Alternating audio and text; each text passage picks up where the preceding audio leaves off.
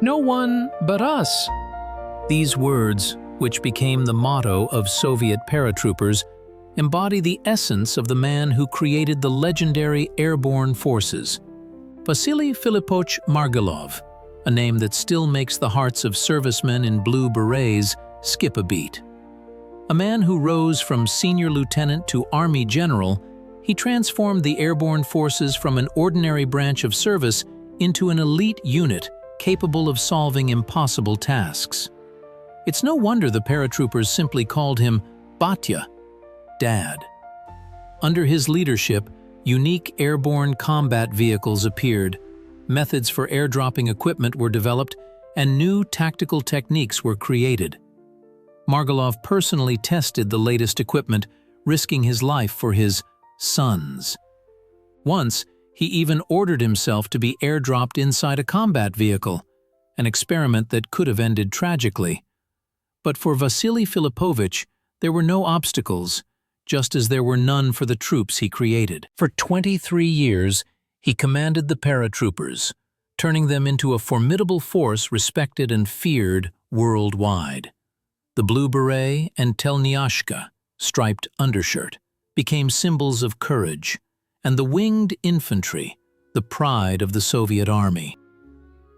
On December 27, 1908, in Ekaterinoslav, a city now known as Dnipro, a boy was born who was destined to change the history of the Soviet armed forces. Vasily Margelov came into the world in a simple working-class family. His father, Filip Ivanovich, was a metallurgist at the Bryansk plant, a stern but fair man with calloused hands and a strong character. It was from him that young Vasya inherited an iron will and an unwavering sense of justice. His mother, Agafia Stepanovna, instilled in her son kindness and care for others, qualities that his subordinates would later highly value in their commander.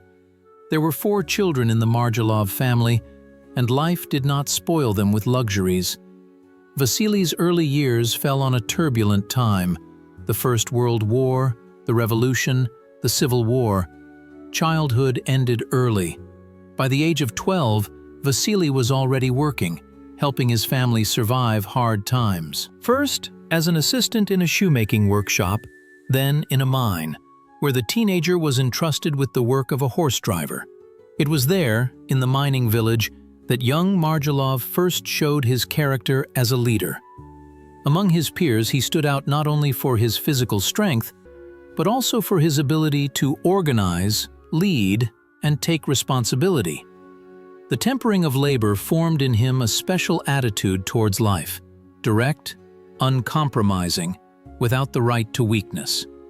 Revolutionary events did not pass by young Vasily.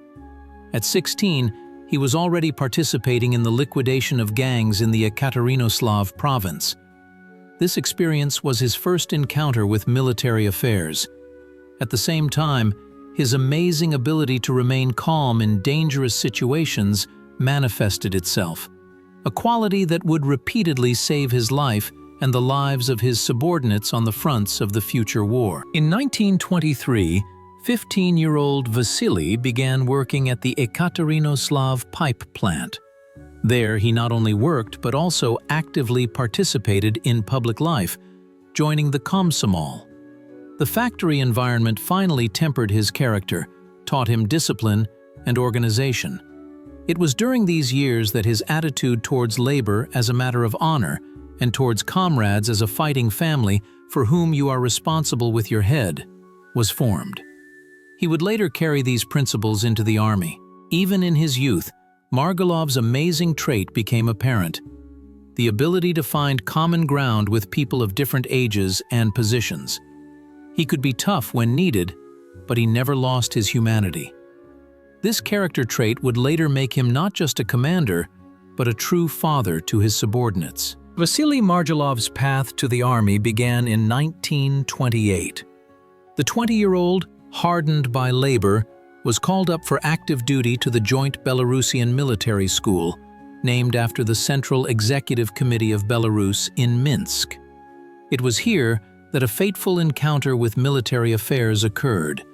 which determined his entire future life. Commanders quickly noticed the young Red Army soldier's extraordinary abilities, natural quick wit, physical endurance, and leadership qualities. Margelov was offered to stay at the school as a cadet, and he accepted without hesitation. Military science came easily to him, a testament to his natural intelligence and iron discipline instilled since childhood. In 1931, Vasily Filipovich successfully graduated from the school and was appointed platoon commander at the Joint Belarusian Military School.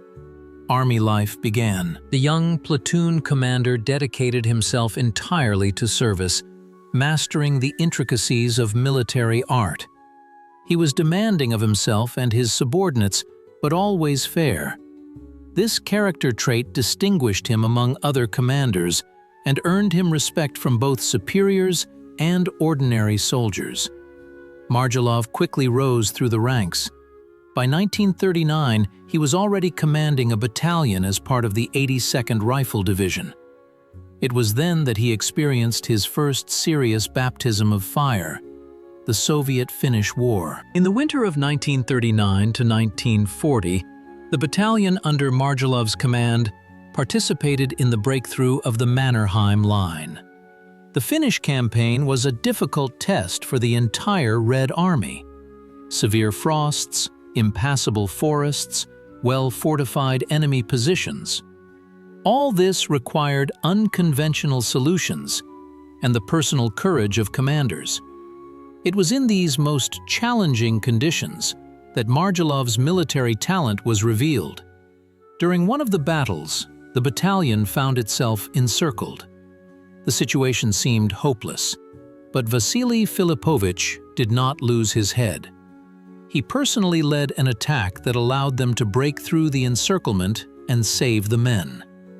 For his demonstrated courage and tactical skill, Senior Lieutenant Margelov was awarded the Order of the Red Banner, a high award, especially for an officer of such rank. This award became not only a recognition of his personal bravery, but also a testament to Margelov's emergence as a talented commander capable of making correct decisions in critical situations.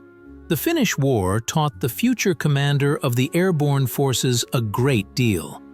He understood the value of meticulous operational planning, the importance of considering terrain and weather conditions, and the need to protect his men. He would carry these lessons throughout his military career. Upon returning from the front, Margelov continued his service in the infantry. Now his experience and knowledge were especially valuable. The storm of the Great Patriotic War was approaching.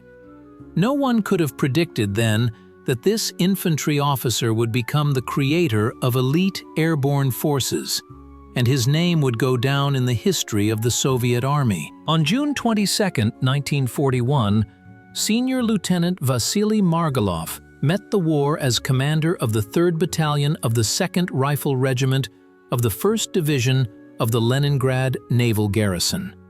On that summer morning, when the first German bombs fell on Soviet cities, he, like millions of other commanders, did not yet know that 4 years of bloody battles, losses, and victories lay ahead. The first weeks of the war became a real test for the young battalion commander. His battalion took up defensive positions on the approaches to Leningrad, where fierce battles unfolded already in July. The Germans were pressing towards the city, throwing elite units supported by tanks and aviation into the fight. In one of the battles, Margelov's battalion found itself in the path of the enemy's main thrust.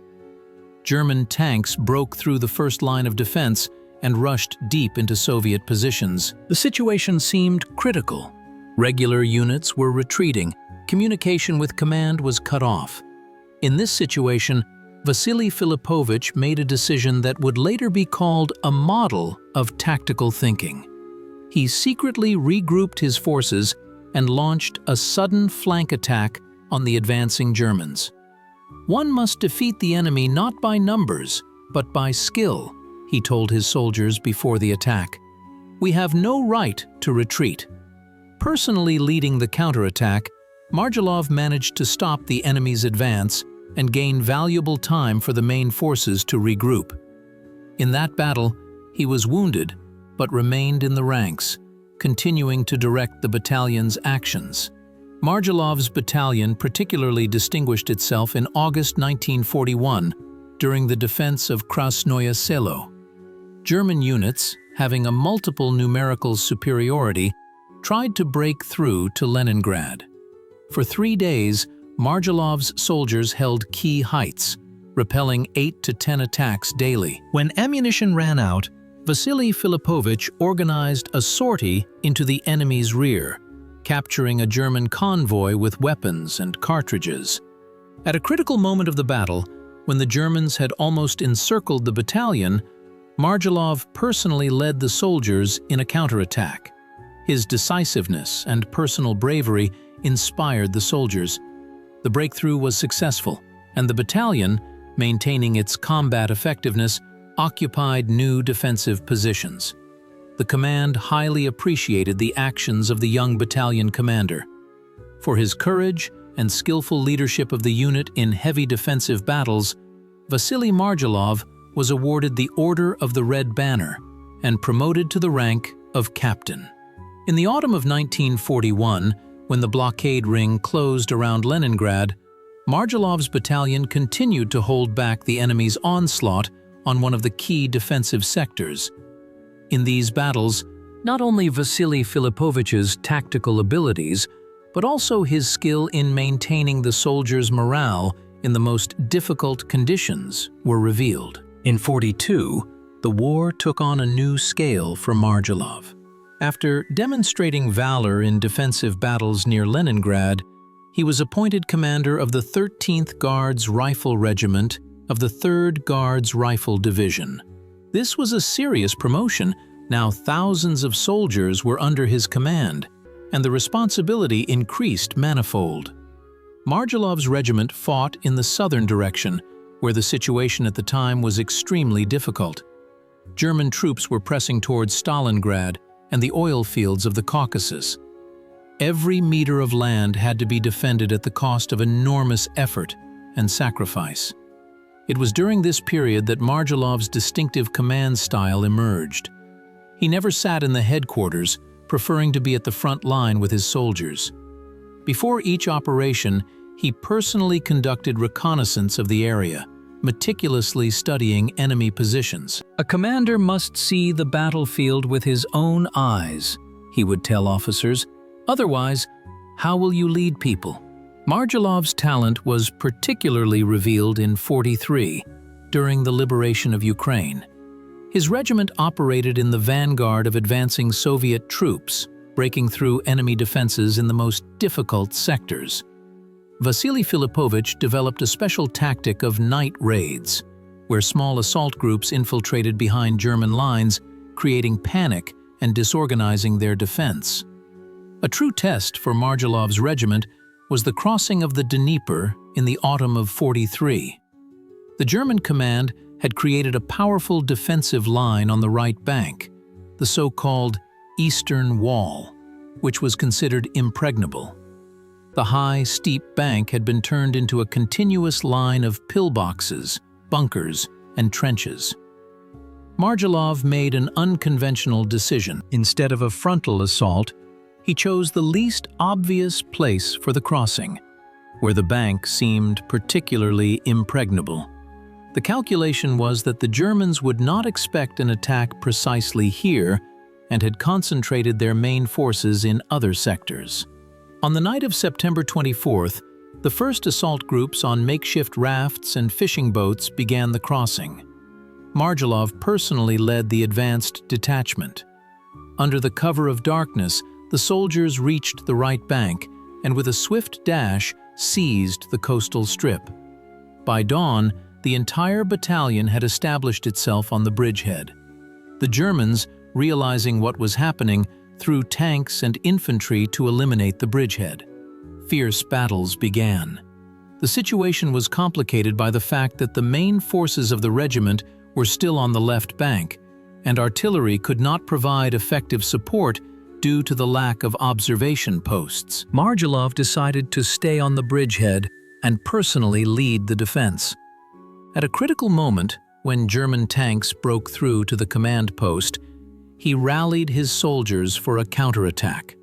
With grenades at the ready, at the head of a small group of submachine gunners, the colonel rushed at the enemy. This surge turned the tide of the battle. The tanks were stopped and then repelled. In 1944, 35-year-old Vasily Margelov received a new appointment, commander of the 49th Guards Rifle Division. This rapid career ascent was a well-deserved recognition of his outstanding command qualities demonstrated in previous battles.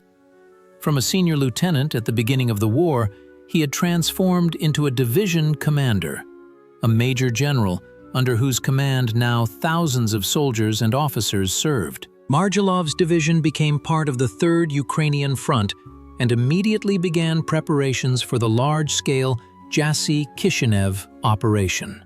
Vasily Filipovich personally visited all regiments, getting acquainted with officers and soldiers. He considered it necessary to know not only the unit commanders, but also the rank-and-file soldiers by name. Margelov paid special attention to intelligence. He demanded a detailed study of enemy positions before each battle. He would say, "In August 1944, Margelov's division broke through the enemy's defenses on the Dniester River and rapidly advanced deep into Moldovan territory." Vasily Filipovich skillfully used mobile assault groups that bypassed enemy strongholds and struck from the flanks and rear. This tactic allowed for minimizing personnel losses, a principle Margelov strictly adhered to. These words became his personal motto. Under Margelov's command, the 49th Guards Rifle Division participated in the liberation of Romania, Bulgaria, Yugoslavia, Hungary, and Austria. The division distinguished itself particularly during the crossing of the Danube near the Hungarian town of Erci in December 1944. Despite heavy enemy fire, ice floes, and a lack of sufficient crossing equipment, Margelov's guardsmen managed to capture a bridgehead on the western bank and hold it until the main forces arrived. This operation demonstrated Margelov's unique style as a commander: meticulous preparation, surprise, speed, and an emphasis on the initiative of junior commanders. He always said, "In battle there are no trifles.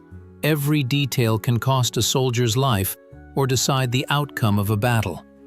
During the battles for the liberation of Europe, Vasily Filipovich was constantly on the front line, personally directing the actions of units at critical moments. The soldiers saw that their division commander was not hiding behind their backs, and this inspired them to feats of heroism. At the same time, Margelov never threw people into senseless attacks. Every operation was carefully planned, taking into account all possible risks. April 1945 marked the finest hour for the 49th Guards Rifle Division and its commander. Troops of the 3rd Ukrainian Front approached Vienna, the last major stronghold of German defense before Berlin. The Hitlerite command had turned the Austrian capital into an impregnable fortress, concentrating elite SS units and tank divisions there. A particular challenge was the crossing of the Danube, a wide, full-flowing river, all approaches to which were swept by enemy fire. It was Margelov's division that was entrusted with overcoming this water barrier and seizing a bridgehead for the advance of the main forces. Vasily Filipovich developed a daring plan for the operation. Instead of the massive attack with heavy equipment that the Germans expected, he decided to act with small forces, but suddenly and decisively. On the night of April 6th, the division's advanced battalions secretly crossed the Danube in fishing boats and makeshift rafts. Margelov, as always, was in the front ranks. He personally led the assault group that captured a small bridgehead on the western bank. The Germans, discovering the breakthrough, threw tanks and motorized infantry at it to eliminate it. A fierce battle ensued. The situation of the landing force was complicated by the fact that the artillery had not yet crossed the river and could not support the infantry. At a critical moment, Margelov made a decision that would later be called a model of tactical thinking. He concentrated all available anti-tank weapons on a narrow sector and organized an all-around defense. When German tanks attacked, the guardsmen met them with a hail of fire. The first vehicles were hit, and the rest retreated. During the first day of fighting, the bridgehead was expanded, and the main forces of the division crossed to the western bank. Margelov was continuously at the front line, personally coordinating the actions of regiments and battalions. He was seen now in one place, now in another.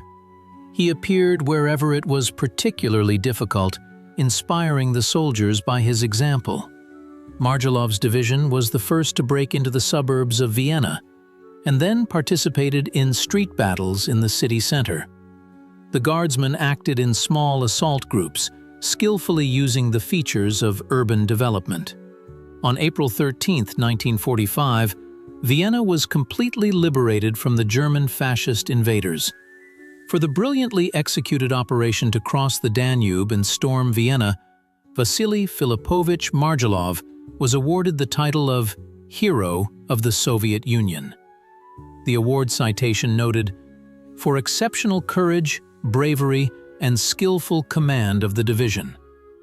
Guards Major General Margelov met Victory Day in Austria. Behind him was a heroic path from senior lieutenant to general, from the first defensive battles near Leningrad to the triumphant storming of Vienna. The war hardened his character, honed his command skills, and taught him to value the life of every soldier. These very qualities would become the foundation of his future activities as commander of the airborne forces. Vasily Filipovich often told his officers, "War teaches many things, but the main lesson is to protect people. Victory at any cost is not a victory, but a defeat for the commander."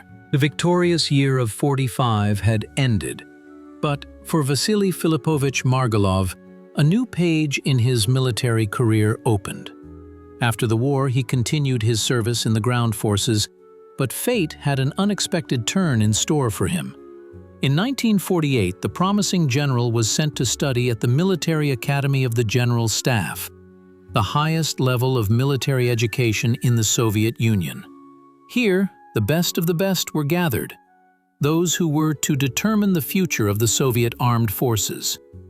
Margelov found his studies easy.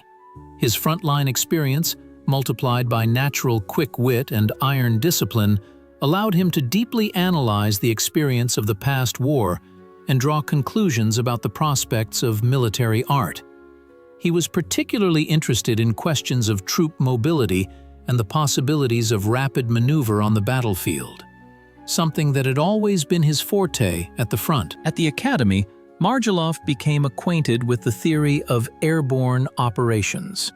This concept of instant air transfer of troops, bypassing traditional obstacles, captivated his imagination. He saw in it a continuation of his tactical style, suddenness, swiftness, audacity. After graduating from the academy in 1950, Major General Margelov received an appointment that at first seemed routine, commander of the 76th Guards Airborne Division in Pskov. However, it was here that his fateful encounter with airborne troops took place. Taking command of the division, Vasily Filipovich plunged headfirst into studying the specifics of airborne service. He personally mastered parachute jumping techniques, despite being 42 years old. "I cannot demand from soldiers what I cannot do myself." This phrase became his life's motto. Margelov made his first jump without prior training, earning the respect of even seasoned paratroopers. In the 76th Division, Margelov's particular view on the role and capabilities of airborne forces began to take shape. He saw them not just as a tactical tool, but as a strategic factor capable of deciding the outcome of entire operations. Paratroopers must be ready to perform any task anywhere in the world, he told his officers.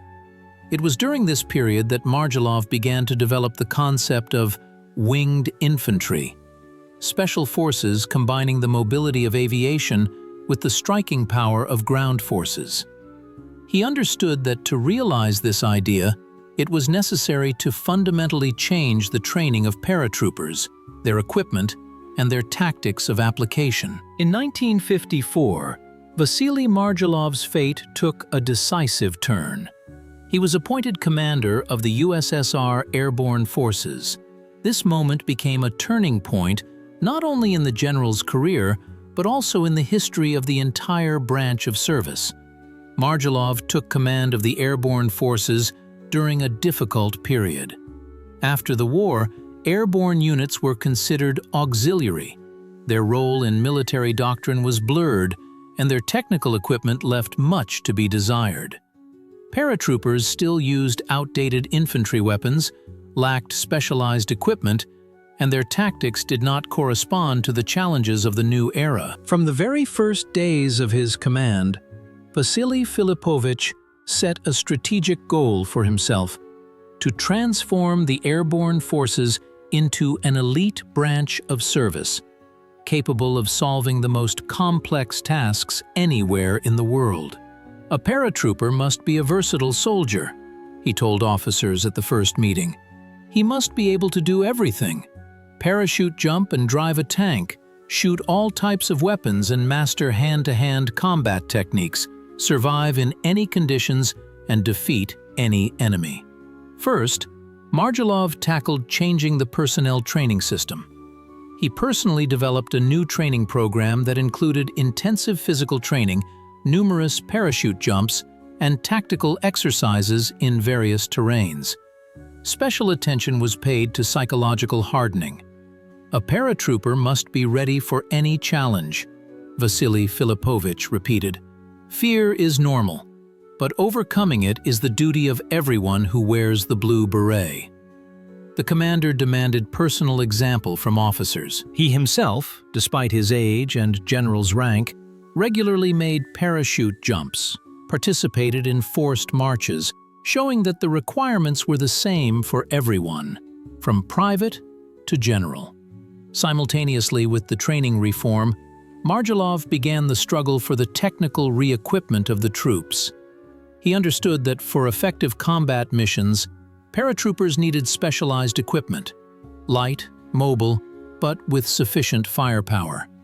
Vasily Filipovich literally besieged the offices of the highest military leadership, striving for the development of new weapon models for the airborne forces.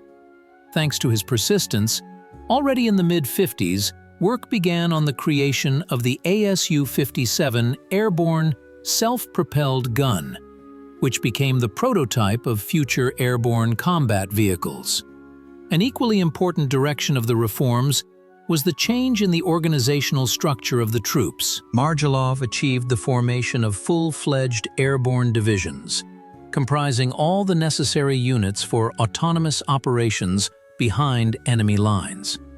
Each division received artillery, engineering, reconnaissance units, communication means, and logistical support. Vasily Margelov's arrival at the helm of the airborne forces coincided with revolutionary changes in military affairs. Nuclear weapons, missile technologies, aviation development, all of this demanded new approaches to warfare. The commander understood that without their own armored vehicles, capable of being airdropped along with personnel, paratroopers would remain infantry, but in blue berets. That's why the creation of specialized equipment for the airborne forces became his main technical objective. In the early 60s, at Margelov's initiative, the development of the world's first airborne combat vehicle began. The commander personally formulated the requirements for the new equipment. It had to be light enough for parachute deployment, yet possess sufficient firepower and protection. Designers doubted the possibility of creating such a machine. The conflicting requirements seemed impossible to fulfill. But Vasily Filipovich was unyielding. He regularly visited design bureaus, delved into technical details, and proposed unconventional solutions. After several years of intense work, in 1969, the world's first airborne combat vehicle, the BMD-1, was adopted by the airborne forces. This was a true revolution in military affairs. Light aluminum armor, powerful armament including a 73mm cannon, and the ability to be airdropped. All of this made the BMD a unique combat system. But most importantly, the vehicle could be airdropped with its crew inside. This significantly reduced the time it took for units to achieve combat readiness after landing. Margelov did not rest on his laurels. Under his leadership, an entire line of specialized equipment for the airborne forces was created. Self-propelled artillery units, anti-tank systems, command and communication vehicles. All of them could be airdropped by parachute, providing paratroopers with fire support deep behind enemy lines. The commander's particular pride was the Kentaur system, a unique complex for airdropping BMDs along with their crews. This was an extremely complex technical task to ensure the safe landing of a multi-ton machine with people inside. Many military experts considered such an operation impossible or extremely risky. To prove the system's viability and demonstrate its reliability, Margelov made an unprecedented decision. On January 5, 1973, he sent his son, Lieutenant Colonel Alexander Margelov, on the world's first airdrop inside a combat vehicle. This was an incredible risk, but the commander believed in the reliability of the system he had created. The airdrop was successful, and Alexander Margelov, along with test officer Leonid Shcherbakov, safely landed inside the BMD. But Vasily Filipovich would not have been himself if he hadn't gone further. A few years later, in 1976, despite his age, he himself expressed a desire to be airdropped inside a combat vehicle. Only the categorical prohibition of the Minister of Defense stopped the 68-year-old general from this risky step. Margelov's technical innovations made the Soviet airborne forces a unique branch of service, unparalleled in the world. For the first time, paratroopers gained the ability to conduct full-scale combat operations deep behind enemy lines, armed with armored vehicles, artillery, and anti-tank weapons. This fundamentally changed the role of airborne troops in modern warfare. The paratrooper training system required a radical overhaul. Margelov understood this from the very first days. It was not teach a soldier to parachute. The parachute to create a universal fighter capable of performing any task in any conditions.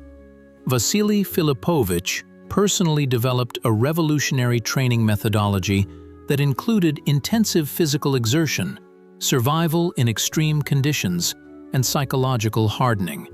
A paratrooper must be stronger than circumstances, he told instructors, demanding the impossible from them. Unique obstacle courses, simulating various combat situations, appeared in VDV training centers. Paratroopers learned to operate in mountains and swamps, in deserts and tundras, day and night. Margelov paid special attention to hand-to-hand combat. By his order, a special system was developed that combined techniques from various martial arts, taking into account the specifics of airborne service. This system subsequently became the basis for the training of all elite units of the Soviet Army. Psychological training became an equally important element. Margelov introduced the practice of a survival course, multi-day autonomous operations detached from the main forces, with a minimal supply of food and equipment. This instilled in paratroopers self-confidence and the ability to make decisions in critical situations. In parallel with changing the training system, Vasily Filipovich undertook the creation of a special airborne identity. He understood that an elite warrior needed symbols that distinguished him from an ordinary soldier. On Margelov's initiative, paratroopers received a unique uniform: blue berets and telnyashkas. which became symbols of valor and courage. Vasily Filipovich used to say, Margelov paid special attention to fostering the corporate spirit of the VDV. He personally developed a paratroopers' code of honor, which included principles such as mutual assistance, initiative, courage, and impeccable discipline. The famous motto, "No one but us," also appeared under Margelov and reflected his philosophy of the elitism of airborne troops. Vasily Filipovich created an entire system of rituals and traditions that formed a special spirit of airborne brotherhood.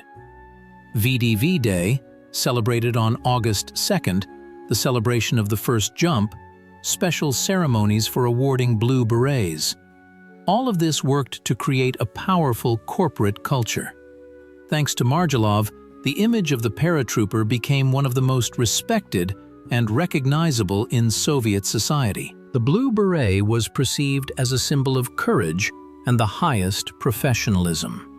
In cinema, literature, and song, a special airborne myth emerged, whose heroes were always distinguished by exceptional bravery and indomitable will. By the mid-20th century, world politics entered a new era, the era of the Cold War. Two superpowers, the USSR and the USA, vied for global influence, and in this game, the airborne forces under the leadership of Margelov became a crucial strategic tool for the Soviet leadership. Vasily Filipovich transformed the VDV from a tactical element into a factor of geopolitical significance. Now, paratroopers could be deployed to any point on the globe in the shortest possible time, demonstrating the military might and resolve of the Soviet Union. We must be ready to carry out orders at any moment and anywhere. These words of Margelov became a guide to action for all VDV commanders. The airborne forces became an element of strategic deterrence. Potential adversaries knew that Soviet paratroopers could appear where they were least expected. This understanding changed the nature of military political planning on the international arena. Paratroopers played a special role in operations outside the USSR. When anti-Soviet unrest began in Hungary in 1956, it was VDV units that were deployed to quickly restore control of the situation. The paratroopers demonstrated not only high combat qualities, but also discipline in an extremely complex political environment. Margelov personally supervised the preparation of the operation, emphasizing the minimization of civilian casualties. 12 years later, in 1968, Soviet paratroopers once again demonstrated their effectiveness during Operation Danube in Czechoslovakia. Airborne divisions were the first to enter Prague, swiftly taking control of key facilities, including airfields and government buildings.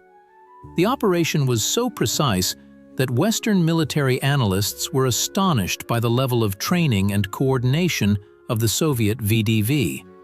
After these events, the General Staff finally recognized the key role of airborne troops in strategic planning. Margelov was regularly invited to meetings of the highest military leadership, where his opinion on the application of mobile forces was decisive. A paratrooper is not just a soldier with a parachute, Vasily Filipovich said at one such meeting. It is a universal warrior, capable of solving tasks of strategic scale. Under Margelov's leadership, the concept of massive use of air assaults deep behind enemy lines was developed. According to this doctrine, in the event of a full-scale conflict with NATO, Soviet paratroopers were to seize key infrastructure facilities, disrupt communications, and create chaos in the enemy's rear. To implement these plans, Margelov achieved the creation of special training centers where actions in various geographical and climatic conditions were practiced, from Arctic ice to African deserts. Thanks to the commander's persistence, the VDV received priority material and technical support. Quote, "This phrase of Margelov became the unspoken motto of the entire system of provision for the airborne forces. the geopolitical significance of the VDV extended far beyond purely military aspects. Paratroopers became a symbol of Soviet military power, a vivid embodiment of the USSR's ability to project force anywhere on the planet. Blue berets and telnyashkas inspired respect and fear in potential adversaries and served as a guarantee of reliable protection for allies. Vasily Filipovich Margelov created not just effective troops, he formed a new philosophy of applying mobile forces in modern warfare, which is still studied by military theorists worldwide. Behind General Margelov's stern exterior lay a multifaceted personality, severe yet paternal. Tall, trim, with a piercing gaze and characteristic mustache, Vasily Filipovich possessed an incredible inner strength that was felt by everyone around him. His famous bass, rolling and deep, could instill confidence in moments of doubt or make careless subordinates tremble. The commander was demanding to the point of harshness, but never crossed the line of fairness. Every paratrooper knew these words. In Margelov's office, there was always perfect order. Every paper in its place, every item precisely arranged to the millimeter. This meticulousness extended to his appearance, an impeccably ironed uniform, boots polished to a shine, a neatly trimmed mustache. Even in old age, he maintained his military bearing and physical fitness, exercising daily and taking multi-kilometer walks. In everyday life, Vasily Filipovich was unpretentious, preferred simple food, and did not tolerate excesses. His workday began at 6 in the morning and often ended long after midnight. A commander must work harder than anyone else, Margelov loved to repeat. Despite his high rank, he always remained accessible to his subordinates. Any paratrooper, from private to colonel, could approach the commander directly. Vasily Filipovich particularly valued honesty and directness. "Better a bitter truth than a sweet lie," he told his officers. The nickname Batya, father, appeared among paratroopers for a reason. Margelov treated his subordinates like his sons, strictly, but with deep internal care. He personally delved into soldiers' problems, helped in difficult situations, and protected them from injustice. At the same time, he did not tolerate sloppiness or familiarity. Quote, this phrase reflected his approach to leadership. The commander's family life was in keeping with his character, solid and reliable. He lived with his wife, Anna Alexandrovna, for over 40 years in love and harmony. She was his reliable rear, maintained the family hearth, and raised their children when her husband was on duty. 5 sons grew up in the Margelov family, 4 of whom followed in their father's footsteps, choosing a military career. Vasily Filipovich raised his sons strictly, but never pressured them with his authority. He said, Alexander, Vitaly, Vasily, and Anatoly Margelov became worthy officers, each making his own way in the army without his father's patronage. The commander had a particularly close relationship with his son Alexander, who served in the Airborne forces and participated in testing new equipment. It was he whom Margelov chose for the historic airdrop inside the BMD. In 1979, an unprecedented period of leadership of the Airborne forces came to an end. After 25 years at the helm of the VDV, 70-year-old Vasily Filipovich Margelov handed over command to his successor. However, this did not mean the end of his military career. The legendary commander was transferred to the group of general inspectors of the USSR Ministry of Defense, a special advisory body that included the country's most distinguished military leaders. Here, his experience and knowledge continued to serve in strengthening the state's defense capabilities. Even in his new position, Margelov did not lose touch with the paratroopers. He regularly attended exercises, met with officers, and advised the command on issues of VDV development. A paratrooper is forever, Vasily Filipovich would say, emphasizing his unbreakable bond with his sons. In his last years of service, Margelov focused on several important projects. He actively promoted the idea of creating a new airborne combat vehicle, the BMD-3, which was to surpass all existing analogs in firepower and protection. He paid special attention to the development of new parachute systems, allowing equipment to be airdropped with crews on board with minimal risk. Another important area was the training of officer personnel. Margelov insisted on the creation of a specialized higher military school for the VDV, where future commanders would receive unique knowledge and skills. This idea was implemented after his retirement from service. Vasily Filipovich actively shared his combat experience, working on memoirs and training manuals for military schools. He considered it his duty to pass on to future generations of commanders not only tactical techniques, but also the special philosophy of airborne brotherhood. In 1990, Margelov completed active service, but until his last days remained a symbol and the soul of the airborne forces. Contemporaries assessed Margelov's contribution to the development of the VDV in different ways, but all agreed on one thing: he created a unique branch of troops, unparalleled in the world. Minister of Defense Dmitry Ustinov called him the creator of modern VDV.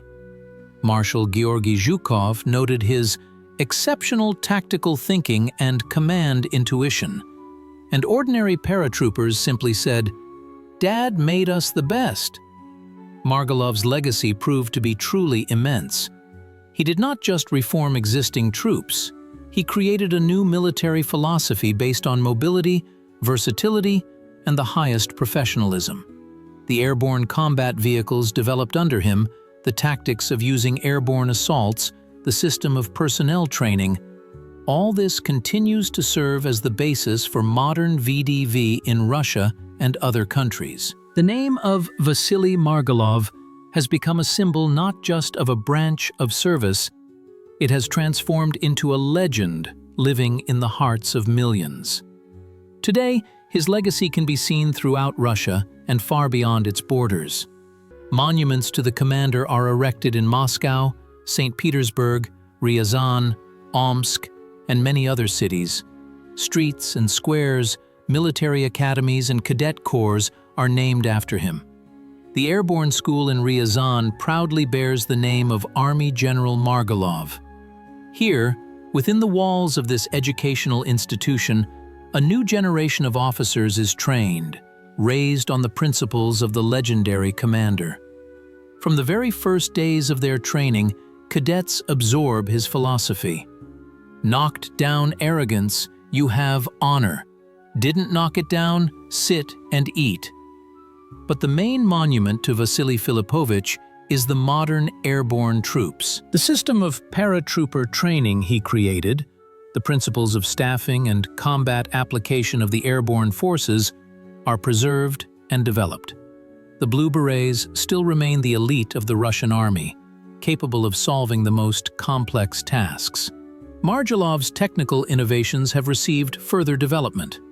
The new generation of airborne combat vehicles, BMD-4 and BMD-4M, are direct descendants of the first models created under the guidance of Dad.